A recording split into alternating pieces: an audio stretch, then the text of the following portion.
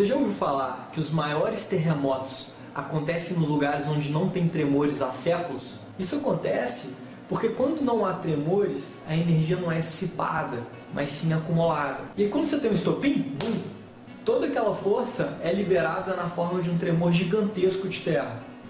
E essa lógica também se aplica à natureza do mercado de ações. E nessa aula a gente vai aprender a explorar isso para encontrar excelentes oportunidades. No mercado de ações, esse acúmulo de forças acontece quando a gente observa uma queda na volatilidade do preço das ações. A gente chama isso de congestões. Isso acontece quando as ações começam a oscilar menos do que elas oscilam normalmente.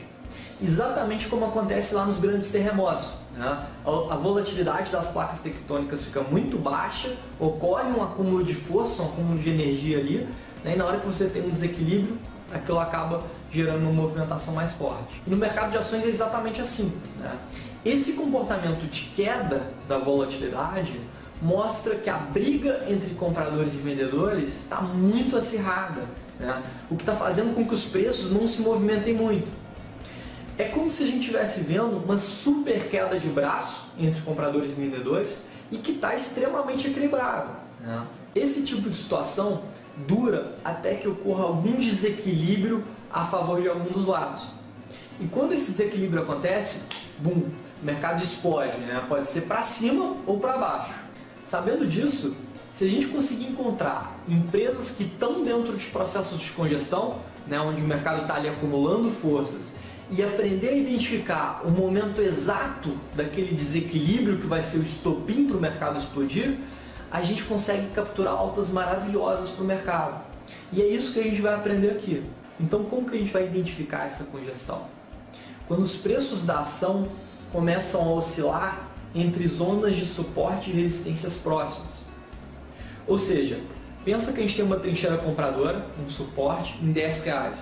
E uma trincheira vendedora, né, uma resistência, logo em R$10,40.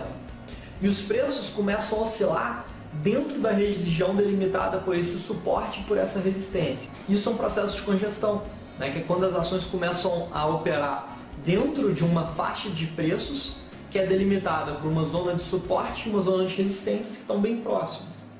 E por isso, consequentemente, a volatilidade ali dentro fica menor.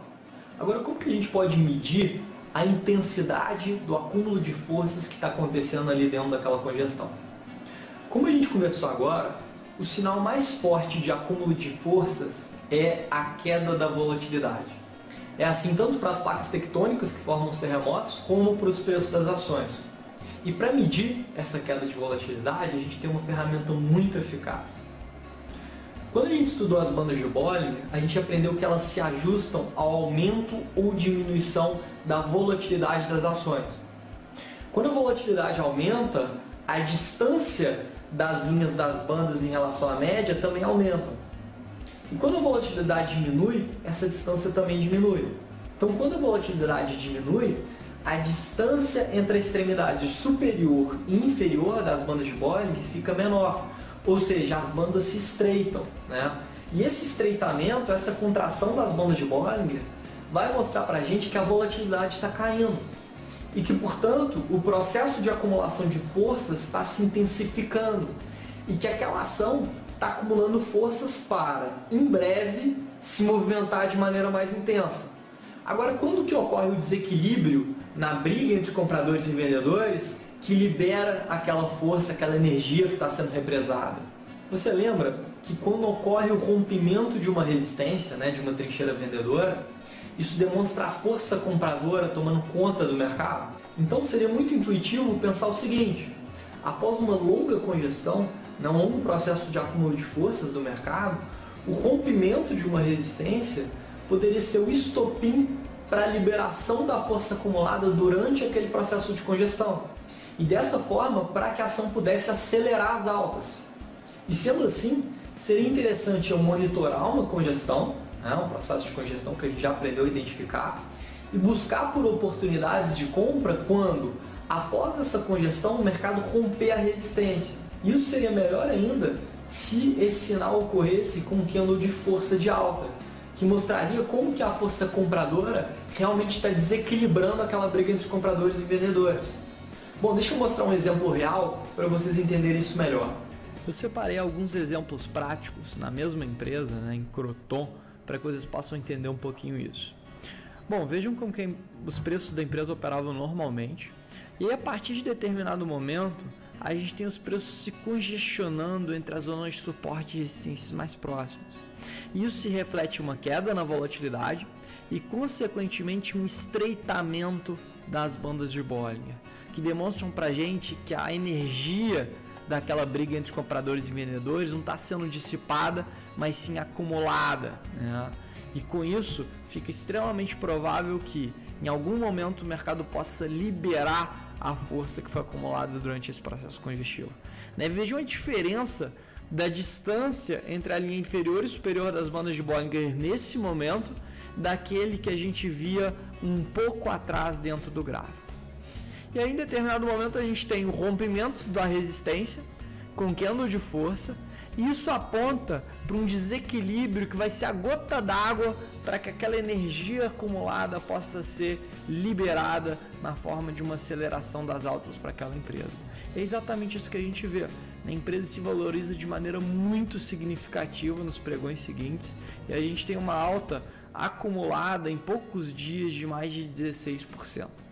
E eu separei vários outros exemplos na própria Croton para que vocês possam ver como que isso acontece muitas vezes. Deixa eu pegar aqui. Vejam esse outro momento. A empresa se congestiona, a gente tem um estreitamento das bandas de Bollinger e, mais uma vez, acontece o rompimento da resistência com um candle com corpo de grande amplitude. Então vejam o estreitamento das bandas, acontece o rompimento e mais uma vez a gente vê uma forte aceleração das altas, dessa vez uma alta de 7,5%. Mais uma vez a gente tem outro exemplo, olhem como que os preços voltam a operar dentro de uma congestãozinha e a gente tem o estreitamento das bandas de Bollinger demonstrando um processo de acumulação de forças, novamente um rompimento e novamente uma forte alta, dessa vez de 5,3%. Vejam esse outro momento que eu separei para vocês de novo. Os preços voltam a se congestionar, as bandas de Bollinger voltam a se estreitar, em determinado momento a gente tem o rompimento, novamente com candle de força, e mais uma vez a gente tem a liberação da força acumulada dentro do processo congestivo, dessa vez numa alta ali, olha, que chega a 24%. E a gente tem outros exemplos ainda que eu separei aqui para vocês, só para mostrar o quão comum e poderoso é esse padrão que vocês estão aprendendo agora. Vejam aqui um outro exemplo que a gente também operou. Os preços, olha, começam a operar dentro de uma congestão e, mais uma vez, a gente tem o rompimento dessa congestão com candle de força.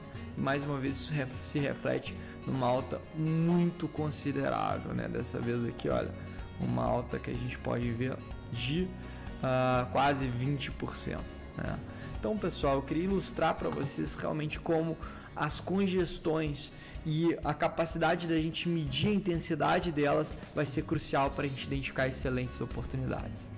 Da mesma forma, se eu tiver aquela congestão acontecendo e depois o rompimento do suporte, que é a estrutura inferior da congestão, eu tenho grandes chances de que o mercado acelere as quedas, principalmente se isso acontecer com um candle de força de baixa.